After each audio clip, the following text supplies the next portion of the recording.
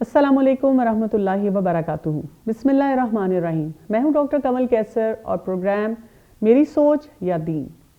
नाज़रीन, एक दुआ जो हम सुबह शाम पढ़ते हैं और बहुत ही खूबसूरत दुआ है, जिसमें हम 3 बातों का इकरार करते हैं, रदीतु बिल्लाहि रब्बन व बिल इस्लामी दीनन व बि मुहम्मदन नबिय्या, कि मैं राज़ी हो गई या राज़ी हो गया अल्लाह के रब होने पे, मैंने इस्लाम को अपना दीन बना लिया और रसूलुल्लाह सल्लल्लाहु अलैहि वसल्लम अल्लाह के प्यारे नबी हैं।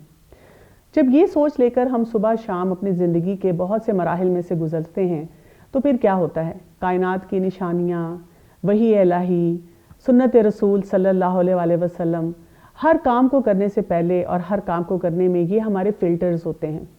और जब इसी ज़ौक़ व शौक़ से हम ये तमाम काम करते हैं तो इंसान के अंदर एक अजीब सी ईमानी क़ुव्वत आती है, और ये क़ुव्वत जो है इंसान के अंदर ऐसा जज्बा लेके आती है कि अल्लाह ताला के साथ उसका ताल्लुक़ मज़बूत होता है।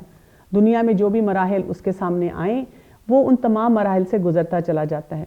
और दुनिया क्या है? दुनिया हमारे साए की तरह है, हम इसके पीछे भागें तो ये हमसे आगे ही चलता चला जाता है और इसको पकड़ना बहुत मुश्किल हो जाता है। इसीलिए हम देखते हैं कि हमारे लिए बहुत ज़्यादा ज़रूरी है कि हम अपने आप को दीन से जोड़ के रखें। अगर हमने ये राब्ता तोड़ दिया तो हम अपने मसाइल ख़ुद बढ़ाना शुरू कर देंगे। और तारीख़ को जब हम देखें तो तारीख़ हमें यही सिखाती है। मेरे सामने इकबाल का एक शेर है जो इस चीज़ को बहुत वजाहत से बता रहा है। वाय नाकामी मताए कारवां जाता रहा, कारवां के दिल से एहसास ज़ियां जाता रहा।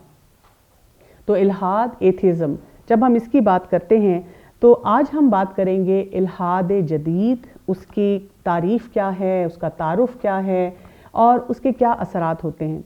और मेरे प्रोग्राम में मेरे साथी होती हैं उम्मे उसामा, माशाल्लाह एक्सपर्ट हैं एथिज़म पे, उन्होंने इस पे काम भी किया है, दीन का काम करती हैं, दावत का काम करती हैं और बहुत सालों का तजर्बा रखती हैं। अस्सलामुअलैकुम वरहमतुल्लाहि वबरकातुहू। वालेकुम अस्सलाम वरहमतुल्लाहि वबरकातुहू। मैं आपसे ये जानना चाहूँगी कि एक जो सोच है कि मुझे लिबरेट कर दिया जाए, मुझे आज़ाद कर दिया जाए, मुझे किसी खुदा के को जवाब ना देना हो, ये जो सोच है ये कहाँ से शुरू हुई है कि आज की हमारी नौजवान नस्ल दीन के मामले में समझती है कि मेरी ज़िंदगी में कोई बंदिश आ गई है? देखिए, ये सोच जो है ना, ये हमेशा से इंसान के अंदर रही है। आप देखें कि शैतान से ये शुरू हुई है। काबिल ने भी अपनी एक ख्वाहिश नफ्स को पूरा करने के लिए भाई को ही कत्ल कर दिया। फिर थ्रू आउट जो हम हिस्ट्री देखते हैं वो सारी की सारी इस चीज़ के ऊपर दलील है कि इंसान ख्वाहिश नफ्स को बहुत ज़्यादा ग्रेटिफाई करना चाहता होता है। ठीक है। अब ये है कि पहले एक सवाल यहाँ ये भी पहले उठता है कि क्या वाकई जो कहते हैं कि हमें आज़ाद कर दिया जाए, तो क्या वाकई हम आज़ाद हो जाते हैं? हमारा सर्विट्यूड ख़त्म हो जाता है क्या? क्योंकि अगर हम अल्लाह के बंदगी में नहीं रहते तो हम क्या वाकई किसी की बंदगी में नहीं होते?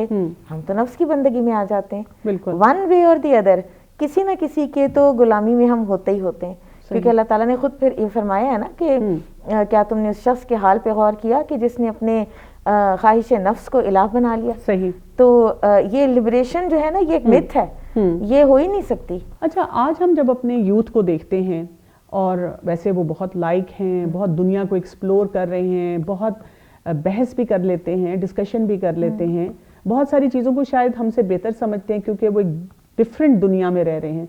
लेकिन फिर भी इस जनरेशन को देख के ये एहसास होता है कि इनके अंदर कन्फ्यूजन्स भी बहुत ज़्यादा पाई जाती हैं। कुछ वजूहात तो हम पिछले प्रोग्राम्स में डिस्कस भी कर चुके हैं। कोई और मज़ीद ऐसी चीज़ जो कि हमारे नोटिस में होनी चाहिए, हमें पता होनी चाहिए ताकि हम अपने मुसलमान बच्चों को ऐसी सोच से बचा सकें?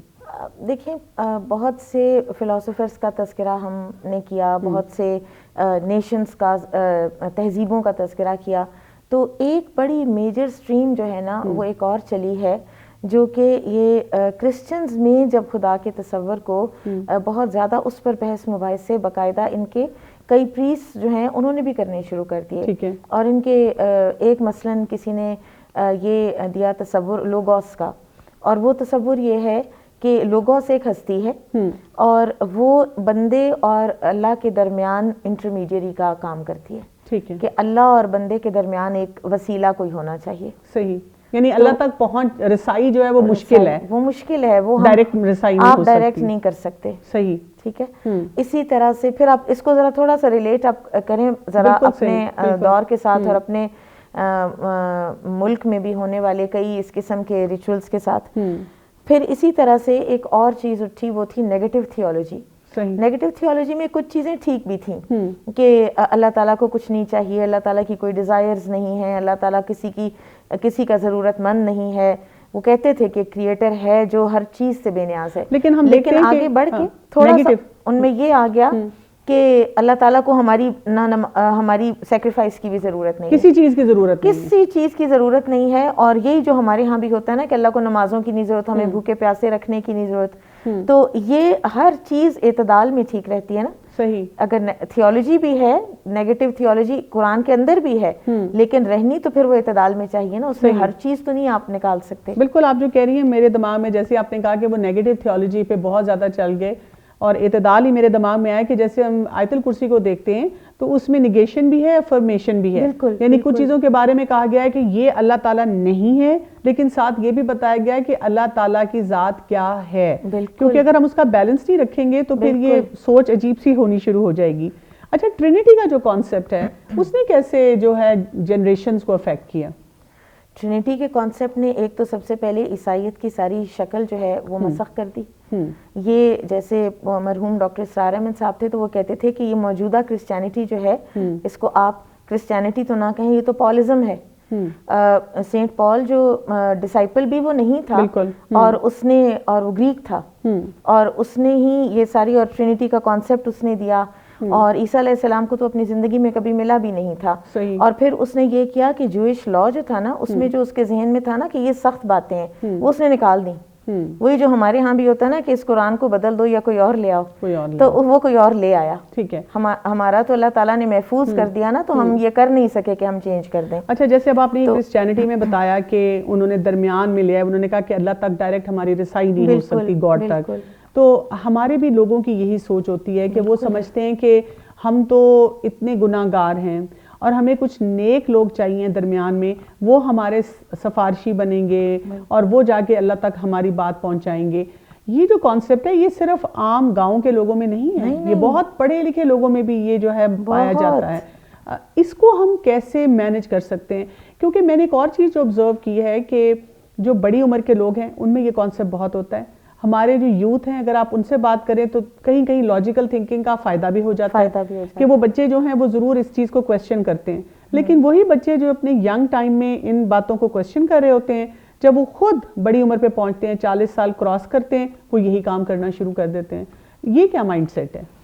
جب 40 سال انسان کراس کرتا ہے تو پھر ذرا اس کا رجحان ذرا ریلیجن کی طرف آتا ہے. پھر جو ریلیجن بچپن سے اس نے دیکھا ہوتا ہے نا وہ اسی کی طرف مائل ہو جاتا ہے. اور کوئی اس کے پاس کلیئر کانسیپٹس اگر نہیں ہیں, یا اگر اس نے اپنے ارد گرد یہی ہوتا دیکھا ہے, انٹرمیڈیری والا اسلام ہی دیکھا ہے, تو وہ اسی اسلام پر چل پڑتا ہے. صحیح. تو اس کو کاؤنٹر کرنے کے لیے بہت سی پریکٹیکل بھی کچھ انسان کو باتیں کرنی چاہیے کہ مثلاً آپ یہ دیکھیں کہ عقیدہ توحید میں فائدہ کتنا ہے کہ آپ اپنے گھر کے کمرے کے اندر بیٹھ کر, آپ اپنی تنہائی میں بیٹھ کر آپ اللہ تعالیٰ کو پکارتے ہیں اور وہ آپ کی سن لیتا ہے. نہ آپ کو کہیں جانا پڑتا ہے, نہ آپ کو کسی کو کوئی نظر نیاز دینی پڑتی ہے, نہ آپ کا وقت لگتا ہے. تو یہ ساری چیزیں جو ہیں یہ, اینڈ اٹس ایبسلیوٹلی ٹرو.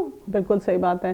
بلکہ آپ جو یہ کہہ رہی ہیں واقعی صحیح ہے کہ جہاں پہ ہمارا دین پریکٹیکل ہے اس پہ تو ہم عمل نہیں کرتے, اور جہاں پہ ہمیں عمل کرنا چاہیے جو فرائض ہیں ان کو پریکٹیکل ہونے کے نام پہ چھوڑتے چلے جاتے ہیں. اچھا, یہ بھی ہم دیکھیں کہ یعنی کہ انسان اپنی اس زندگی میں اتنا انویسٹ کرنا شروع کر دیتا ہے اور مٹیریلزم کی طرف جاتا ہے اور کہتا ہے بس یہ دنیا یہ نہ ہاتھ سے نکل جائے. اس وجہ سے بھی ہم اپنے رب کو پہچاننے سے ذرا پیچھے ہو جاتے ہیں. لیکن ہم جب ہر دن دیکھتے ہیں کہ لوگ جا رہے ہیں اس دنیا سے, کیوں نہیں ہم پہ اثر ہوتا؟ آج کے دور میں ہم دیکھتے ہیں کہ لوگ اتنے امیون ہو چکے ہیں اس بات سے بھی. بیسیکلی عقیدہ آخرت کی کمزوری ہے. جو نبی صلی اللہ علیہ وسلم کا 13 سالہ مکی دور ہے، جیسے پہلے بھی ہم نے بات کی کہ یا عقیدہ توحید کو درست کیا گیا اور یا عقیدہ آخرت کو درست کیا گیا. اور پھر قرآن میں بار بار آتا ہے کہ وہ لوگ جو اسی دنیا کی زندگی کے فائدے چاہتے رہے اور اسی پر مطمئن ہو گئے اور انہوں نے ترجیح دی آخرت پر دنیا کو. تو یہ آخرت کا عقیدہ جوں کمزور ہوتا ہے نا، اور یا پھر نہیں ہوتا، کہ ایتھیسٹ تو کہتا ہے نا کہ ہم مٹی میں رل مل جائیں گے، کیڑے مکوڑے ہمیں کھا جائیں گے، بات ختم. صحیح. اور یا پھر یہ ہوتا ہے جیسے ہمارے ہاں اس طرح کی کئی چیزیں جو ہیں باتیں سننے میں آتی ہیں نا کہ آگے کیا ہوگا کس کو پتا ہے. حالانکہ اللہ تعالیٰ نے سب کچھ بتا رکھا ہے، قرآن و حدیث اگر ہم پڑھیں تو ہمیں سارا پتہ ہے کہ آگے کیا ہونا ہے. اچھا، جدید دور میں ایک ہم یہ بھی مسئلہ دیکھتے ہیں کہ یہ کوشش ہوتی ہے، یعنی ایک زمانے میں تو ہمیں یہ باہر کے ممالک میں نظر آتا تھا اور ویسٹرن کلچرز میں نظر آتا تھا کہ state is different and religion is different. لیکن اب ہم دیکھتے ہیں کہ کہیں پر بھی آپ ہوں، آپ کو ہر طرح کی چیز پڑھا دی جاتی ہے، ہر طرح کا مٹیریل انٹروڈیوس کرا دیا جاتا ہے، کانسرٹس ہو جاتے ہیں اور ہر طرح کی آپ سوچیں جو خرافات ہیں، ایکٹیویٹیز ہیں، ہو جاتی ہیں. لیکن جیسے ہی آپ کوئی دین کی بات کریں یا دین کا کوئی ایکٹیویٹی کرنا چاہیں تو آپ کو فوراً بتایا جاتا ہے کہ بھئی آپ ہر چیز میں دین کو نہ لائیں. یعنی اسٹیٹ اور ریلیجن کو جو یہ الگ کیا گیا، اس کے بارے میں جو ہے اس کے کیا اثرات ہوئے یہ اس کانسیپٹ پہ کہ ہم اللہ کی معرفت سے دور ہو گئے؟ اسٹیٹ اور ریلیجن کو جب ہم نے الگ کیا نا تو ریلیجن جو ہے نا وہ مذہب کی شکل اختیار کر گیا، وہ دین نہ رہا. صحیح. کیونکہ دین جو ہے نا وہ ہے ہمارا جو پوری زندگی کے اوپر انٹرفیئر کرتا ہے. اسلام ہر چیز کے اندر ہوتا ہے. اسلام مسجد میں بھی ہوتا ہے، بازار میں بھی ہوتا ہے، شادیوں پہ بھی ہوتا ہے، غمیوں پہ بھی ہوتا ہے. ہر وقت اسلام، تنہائی، پبلک، ہر جگہ پہ اسلام آپ کے ساتھ رہتا ہے. تو لیکن اگر آپ اسٹیٹ سیپریٹ فرام چرچ کا وہ لیں سلوگن، تو پھر جیسے وہ علامہ اقبال نے کہا تھا نا، جدا ہو دین سیاست سے تو رہ جاتی ہے چنگیزی. تو پھر انسان اپنی جو ہوائے نفس ہے اسی کی بات سنتا ہے صرف، اور اسی کے کہے پر چلتا ہے. ٹھیک ہے. اور پھر کوئی رولز ریگولیشنز آپ دیکھیں کہ چاہے پھر آپ گھر میں نماز پڑھ لیں، ٹھیک ہے، پھر آپ کی جو معیشت ہے وہ سودی ہو تو آپ کہیں گے کہ بس ٹھیک ہے اسٹیٹ الگ ہے، یہ اس کا پرسنل میٹر ہے. صحیح. یہاں سے ہم آگے بات کو کنٹینیو کریں گے، لیکن ناظرین چلتے ہیں اس وقت ایک شارٹ بریک کی طرف.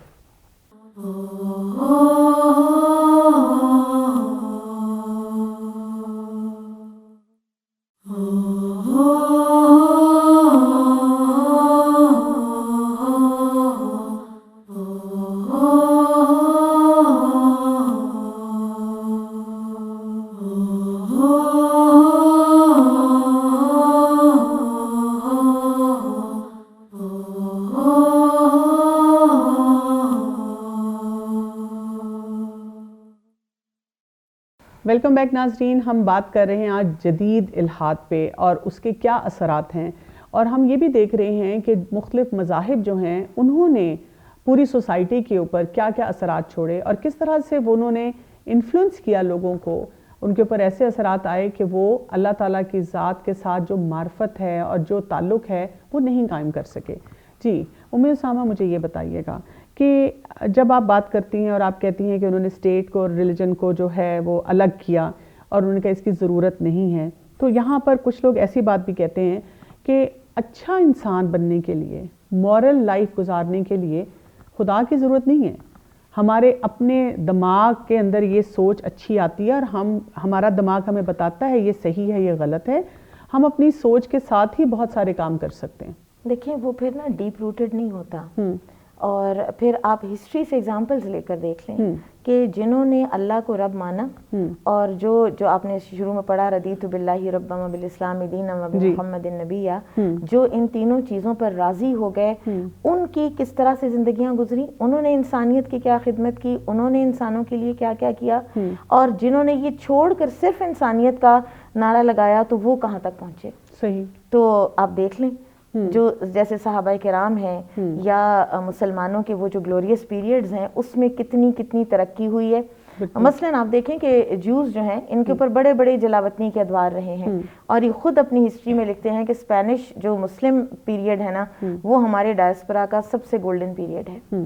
اس لیے کہ اسلام نے جو اصول دیے ہیں، جو ذمیوں کے دیے ہیں، جو مائنورٹیز کے دیے ہیں، وہ سارے کے سارے جب اپلائی ہوتے ہیں تو پھر ہر کسی کی خدمت ہو رہی ہوتی ہے. صحیح. لیکن آج آپ دنیا میں دیکھیں ایک انسانیت کے نام کے اوپر کتنی ایتھنک کلینزنگ بھی ہو رہی ہے, کتنے لوگوں کو قتل کیا جا رہا ہے. وہ ایک خاتون تھی کوئی امریکہ کی پولیٹیکل فارن سیکریٹری تھی, تو اس سے پوچھا تھا کہ وین یو لک بیک, تو آپ کو عراق کے اوپر جو کچھ آپ لوگوں نے کیا تو آپ لوگوں کو خیال آتا ہے کبھی؟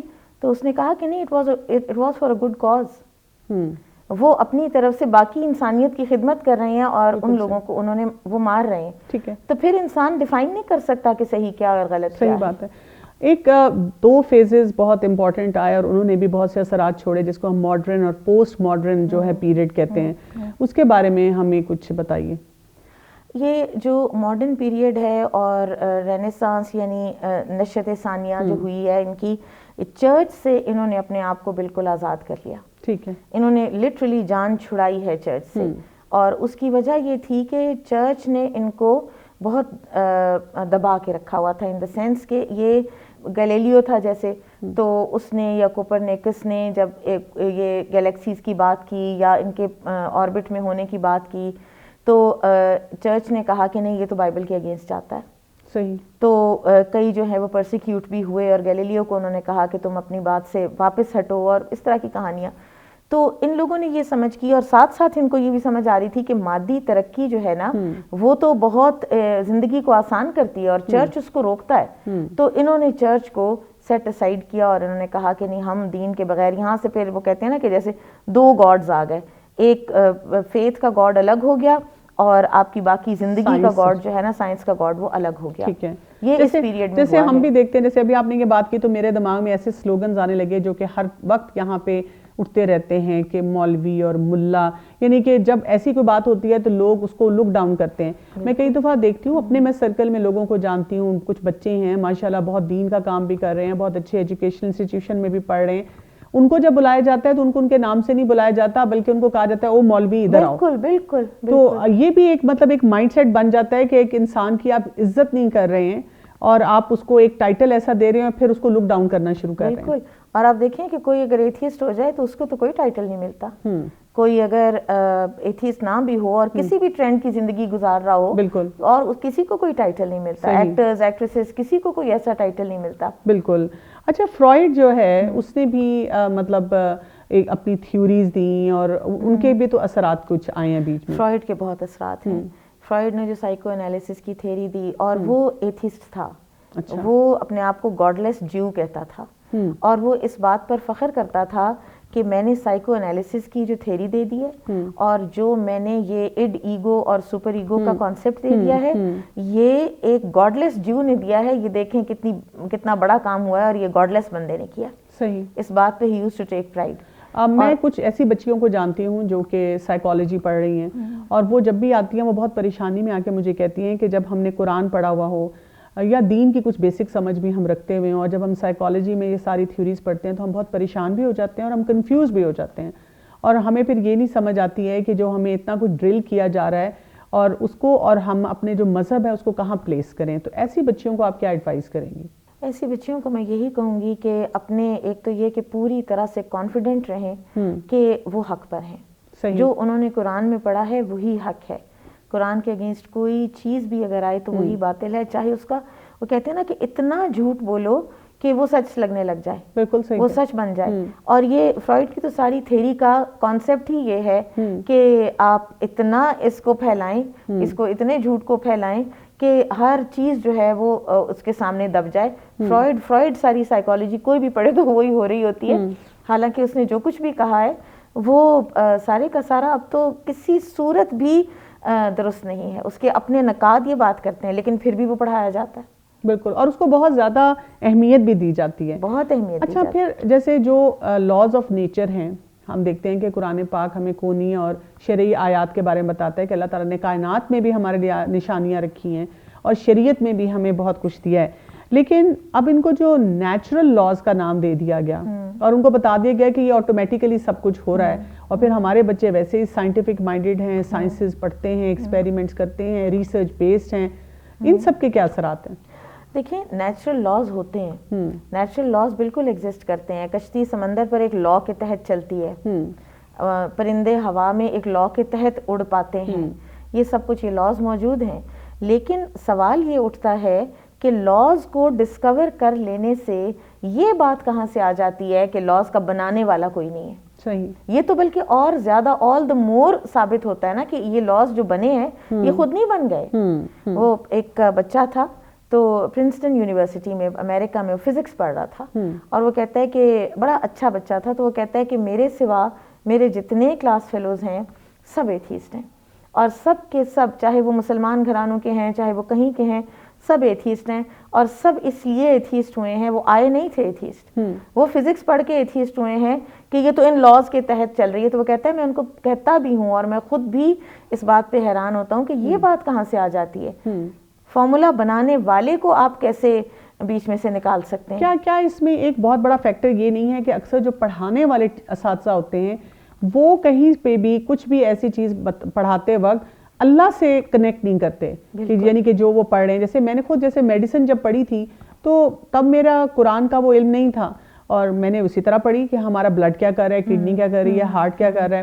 اور پڑھنے کے بعد ایک دفعہ میرے ساتھ ایسے ہوا, جب قرآن پڑھ چکی تھی تو میری ایک فرینڈ نے مجھے ایک دن کال کیا کہ میری بیٹی کو وہ چیپٹر نہیں ایک سمجھ آ رہا بایو کا, اگر تم سمجھا دو. OA لیول کی وہ بچی تھی. تو میں نے کہا میں سمجھا دیتی ہوں.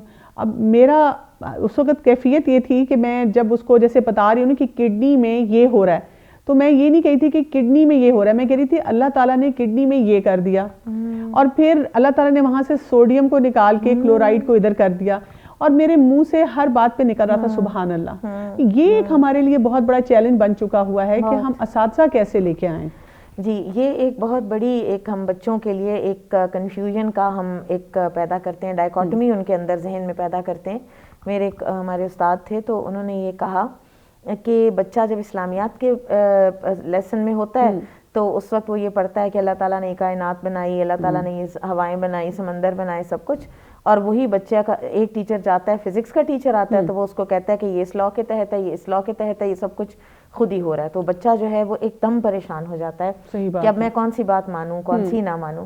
تو یہ جو ہمارے اسکولز ہیں اور ہمارے جو ٹیچرز ہیں, اور ان میں یہ اگر یہ اسکولز چاہیں, کیونکہ کچھ اسکولز تو خود چاہتے بھی نہیں ہے نا, بالکل, تو ان کی ٹیچرز کی ٹریننگ ہونی چاہیے, اور ان کو باقاعدہ بتانا چاہیے کہ جب آپ یہ پڑھاتے ہیں تو آپ اس کے ساتھ قرآن کی یہ آیت بچوں کو بتائیں کہ یہ چیزیں آپ دیکھیں قرآن میں کیا نہیں ہے. صحیح بات ہے. کیا واٹر سائیکل کی قرآن میں باتیں ہیں, کیا پہاڑوں کی باتیں, کتنی باتیں ہیں قرآن کے اندر. اور وہ ساری چیزیں جو سارے لاز ہیں وہ مطلب پڑھاتے ہوئے ڈرے نا کہ یہ پتہ نہیں کہیں میں اسلام سے کنیکٹ نہیں ہوں گے اور کہیں اپوز کر دیں گے. بات یہ کہ ان کو جب آپ پڑھائیں گے تو آپ کو کنیکشن خود بخود ملنا شروع ہو جائیں گے, اور آپ کو سمجھ آئے گی کہ وہ کنیکشن کہاں پہ جاتے ہیں. بالکل کنیکشن موجود ہیں, بالکل موجود ہیں, اور انسان کا ایمان اتنا پختہ ہوتا ہے ان سے, لیکن وہ کرنا تو آنا چاہیے نا, اور ضرور ہی کرنا چاہیے. اچھا, والدین کا کیا رول ہو سکتا ہے؟ کیونکہ میں نے یہ بھی دیکھا ہے کہ جو انسٹیٹیوشنز ہوتے ہیں کئی دفعہ اس چیز میں انٹرسٹ لیتے ہیں جہاں پہ والدین آ کے پریشر ڈالتے ہیں, اور اگر والدین کی طرف سے کوئی پریشر نہ ہو, کیونکہ دیکھیں یہ وہ دور وہ ہے کہ کمرشلزم کا ہے کہ جس چیز کے لیے والدین بار بار ان کو آ کے کہتے ہیں تو پھر لوگوں کو لگتا ہے کہ اچھا ہم یہ کام بھی کریں. جیسے ایک بہت ریناؤنڈ یونیورسٹی ہے یہاں پہ, اور اس میں ایک دفعہ مجھے کسی اسٹوڈنٹ نے بتایا کہ وہاں پر اس پوری یونیورسٹی میں کوئی بھی اسلامک ایکٹیویٹی کرنے کی اجازت نہیں تھی, لیکن وہاں پر ایک جو ٹیچر تھے انہوں نے آ کر ایتھیزم پہ پورا کورس پڑھایا کسی سیمسٹر میں, اور ان کو اس کی اجازت مل گئی تھی. یعنی اس قسم کے جو ہمیں کئی دفعہ کوئی ایسے کیسز پتہ چلتے ہیں, صرف یہ کہ ہم ناراض ہو جائیں, غصے میں آ جائیں, کوئی بات کریں, اس سے تو مسئلہ نہیں حل ہوگا. والدین کیا رول پلے کر سکتے ہیں؟ والدین آپ دیکھیں بچوں کو ہوم ورک بھی ذرا سا زیادہ ملے تو پیرنٹ باڈی پوری کی پوری اٹھ کے اسکول میں پہنچ جاتی ہے. صحیح بات کہ آپ نے ہمارے بچوں کو ہوم ورک زیادہ دے دیا ہے, آپ نے ہمارے بچوں کا گیمز روک لی ہیں, واٹ ایور. تو اس پر بھی اٹھیں. جو اویئرنیس والدین کے اندر اگر اپنے اندر ہے تو پھر وہ والدین آئیں اسکولز میں اور آ کے بات کریں. اور اسکول ظاہر ہے انہوں نے یہ دیکھنا ہے کہ انہوں نے جیسے ریٹنگ کی بات ہوتی ہے تو اسکولز کو بھی ہوتا ہے, اگر والدین باقاعدہ اس چیز کو ایک مشن کے طور پر لیں گے تو پھر اسکولز کچھ نہ کچھ کریں گے ضرور. یہاں سے ہم آگے بات کو کنٹینیو کریں گے, لیکن ناظرین چلتے ہیں اس وقت ایک شارٹ بریک کی طرف.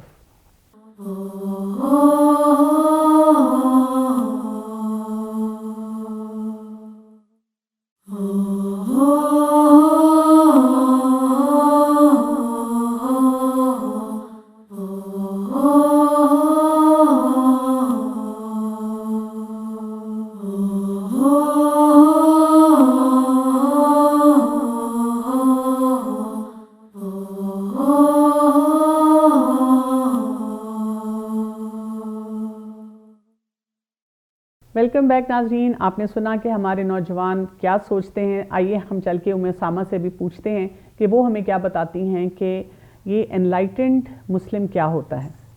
جی دیکھیے مسلم تو ہوتا ہی انلائٹنڈ ہے اور اللہ کا قرآن جو ہے وہ نور ہے اور اللہ تعالیٰ اللہ نور السماوات والارض اللہ تعالیٰ زمین و آسمان کا نور ہے اور اس کے نور کی مثال جو ہے وہ مومن کے دل سے دی گئی ہے. تو لہٰذا انلائٹنمنٹ تو ساری کی ساری پھر وہی بات آ گئی کہ قرآن اور اسلام کے اندر ہے. نہیں لیکن ہم نے یہ ایکسٹریمسٹ مسلم کس کو بنا دیا؟ ایکسٹریمسٹ مسلم ہم نے جو ہمارا انلائٹنڈ مسلم تھا نا ہم نے اس کو ایکسٹریمسٹ بنا دیا اور ہم نے انلائٹنڈ مسلم کی ڈیفینیشن اپنی مرضی سے کر لی. صحیح. انلائٹنڈ ہم نے اس کو کہہ لیا کہ اگر آپ کنفیوز ہو گئے ہیں تو بھی آپ انلائٹنڈ ہیں, اگر آپ ایگنوسٹک ہو گئے ہیں تو بھی آپ انلائٹنڈ ہیں, اور اگر آپ ایتھیسٹ ہو گئے ہیں تو بھی آپ انلائٹنڈ ہیں, لیکن اگر آپ اسلام پہ چل رہے ہیں تو آپ ایکسٹریمسٹ ہیں. میں آپ کو بتاؤں مجھے ایک دفعہ کسی نے کہا کہ آپ نمازیں پڑھتی ہیں, تو میں نے کہا جی پڑھتی ہوں الحمدللہ. انہوں نے کہا اچھا پانچوں اپنے وقت پہ پڑھتی ہیں؟ تو میں نے کہا جی. تو انہوں نے کہا کہ اچھا میں ایسے ایکسٹریم والے نہیں میں نے کبھی بھی کیا, تو میں تو کئی دفعہ جب میں نے شیڈیول بزی ہو جاتا ہے تو میں پھر ساری جو ہے نا وہ رات کو اکٹھی جو ہے وہ میں پڑھ لیتا ہوں. تو یہ انہوں نے کہا کہ آپ ایکسٹریم پہ ہیں کہ آپ ہر نماز ہر وقت آپ نے یہ کیا اتنی ریجیمنٹل روٹین بنائی ہوئی. اچھا یہاں پہ جہاں تھوڑا سا آگے بڑھیں تو ایک وہ جو میں دیکھتی ہوں کہ بحث کا یا ڈسکشن کا یا وہ ایک پوائنٹ آ جاتا ہے بٹوین وہی انلائٹنڈ مسلم کر لیں اور ایک ایتھیسٹ کر لیں جیسے بھی, کہ تھیوری آف ایولیوشن. مطلب یہ ہمارے درمیان میں پتہ نہیں کیا یہ پوائنٹ بن چکا ہوا ہے, اس کی کیا وضاحت کر دیں گی آپ؟ ایولیوشن ایک چیلنج ہے اور بیسیکلی اسلام کو سب سے بڑا چیلنج جو درپیش ہے اس وقت وہ ایولیوشن ہی ہے. کیونکہ آپ دیکھیں کہ ہر دور میں اسلام کو چیلنجز آئے ہیں, کمیونزم کا آیا ہے وغیرہ, تو یہ اسلام ہر جگہ ہر وقت ان کو ود سٹینڈ کرتا ہے. صحیح. اور وہ سارے اس کے ساتھ ٹکراتے ہیں اور پھر کچھ عرصے کے بعد وہ ختم ہو جاتے ہیں. جیسے اللہ تعالیٰ فرماتے ہیں نا کہ ایک جھاگ آتی ہے اور پھر جھاگ بیٹھ جاتی ہے اور زر خالص رہ جاتا ہے. تو اسی طرح سے اس وقت اب ایولیوشن ہے. اسلام کے علاوہ ایولیوشن کا جواب کوئی اور دین دے بھی نہیں سکتا, اسلام بھی ہی دے سکتا ہے اور دیتا بھی ہے. صحیح. اور بیسیکلی سمپل ورڈز میں یہ کہ ہربرٹ اسپینسر اور چارلز ڈارون یہ دو لوگ ہیں کہ جنہوں نے اس کو پروپوز کیا تھا, اور یہی پیریڈ ہے یہ جو رینیسانس کا پیریڈ ہے نا, اسی میں یہ چیزیں چلی آ رہی ہیں. تو انہوں نے کہا کہ اس انسان جو ہے نا یہ اس کی کریشن بالکل بھی یہ جو اسلام میں بتائی گئی ہے یہ ٹھیک نہیں ہے, اور انسان جو ہے وہ یہ جانور جو ہیں انہی کے یونی سیلولر سے ملٹی سیلولر آگے ہوتا پھر بندر اور بندر سے انسان.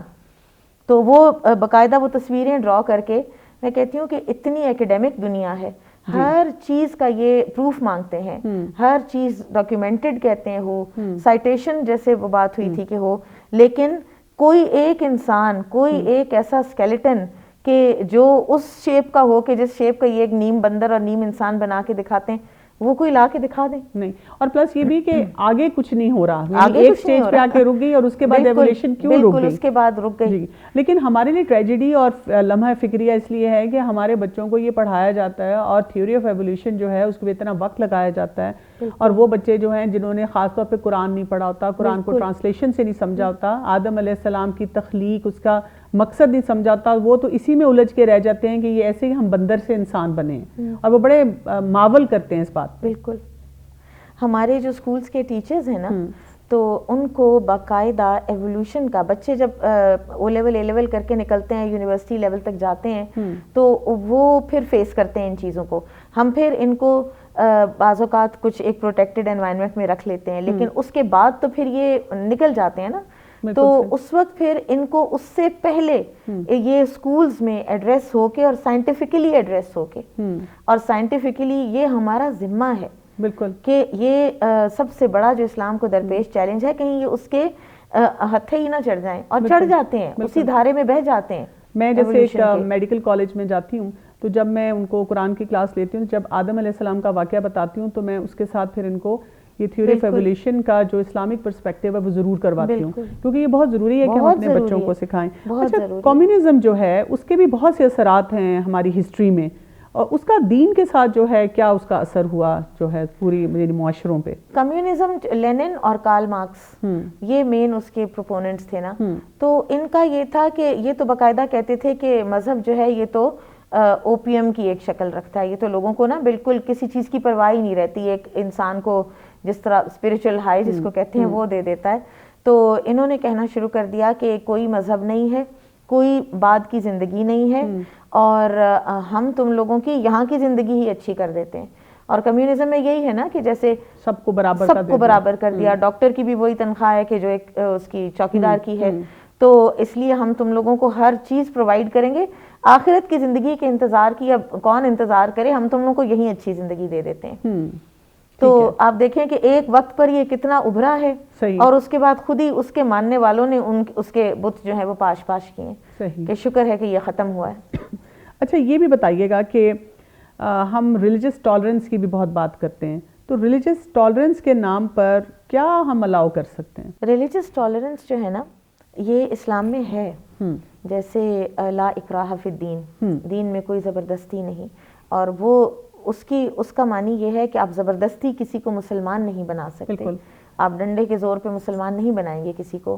لیکن یہ ریلیجس ٹالرنس نہیں ہے کہ آپ اگر آ جائیں دائرہ اسلام کے اندر آ جائیں تو پھر بھی آپ کہیں کہ میرے اوپر کوئی زور زبردستی نہیں ہے. یعنی کہ اگر کوئی کسی کو کہتا ہے کہ دیکھیں ہم مسلمان ہیں, ہمیں ایسے ایونٹس ایسے ایکٹیویٹیز نہیں کرنی چاہیے, بالکل, اور ان چیزوں کو جو حرام ہے کام ان سے اپنے آپ کو بچا کے رکھنا چاہیے, ایون اسراف ہے یا ایون کسی کے ساتھ زیادتی ہے, تو اس کو کہا جائے کہ ریلیجس ٹالرنس کے نام پہ آپ الاؤ کر دیں ان کو, سافٹ ویئر امیج جو ہے ہم بلڈ کریں. نہیں, یہ درست نہیں ہے, اس لیے کہ جو چیز معاشرے میں خرابی پیدا کر رہی ہے, جو چیز معاشرے میں اخلاق بگاڑ رہی ہے, جو غریب اور امیر کے ڈفرینسز کو بڑھا رہی ہے, ڈسٹنس کو بڑھا رہی ہے, وہ ساری چیزیں جو ہے نا وہ ریلیجس ٹالرنس کے نام پر کرنا کہ آپ لوگ تو کچھ کرنے ہی نہیں دیتے, آپ ایکسٹریم پہ چلے جاتے ہیں, یہ ایک مس انڈرسٹوڈ ہے. ریلیجس ٹالرنس کی جو ٹرم ہے نا اس کو غلط ڈیفائن کیا گیا ہے. صحیح.